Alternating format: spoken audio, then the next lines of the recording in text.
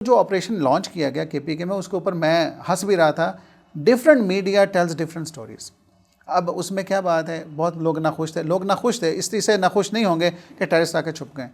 तो मैं ये बताने का मकसद है कि हम इस चीज़ को लोगों को एजुकेट करें। अगर आपकी हमसायगी में, आपकी कम्युनिटी में अगर कर्फ्यू भी लग जाता है ना, तो फैसिलिटेट द गवर्नमेंट। DGSPR साहब ने कहा था कि लोगों को उनकी जंग खुद लड़नी है।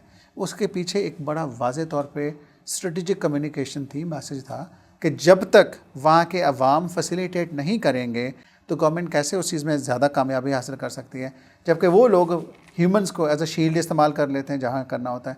तो लिहाजा यहाँ पे मैं कंक्लूड करूँगा कि हमारे ख़ानदगी का जो एक अंडरस्टैंडिंग का मयार चेंज हो जाए तो लोग कहें गवर्नमेंट जो कर रही है गवर्नमेंट ठीक कर रही है। गवर्नमेंट को कोई शौक़ नहीं है। देखें हमारे कितने ऑफिसर शहीद होते हैं, सोल्जर शहीद होते हैं, हमारा कितना नुकसान होता है, कभी कभी ऐसा होता है। लेकिन हमारी वो जो एक वेरिएंट फाइट चल रही है ना, अब हमने इनके खिलाफ सरेंडर नहीं करना, हमने इनके खिलाफ लड़ना ही लड़ना है, तो वो हम लड़ते रहेंगे।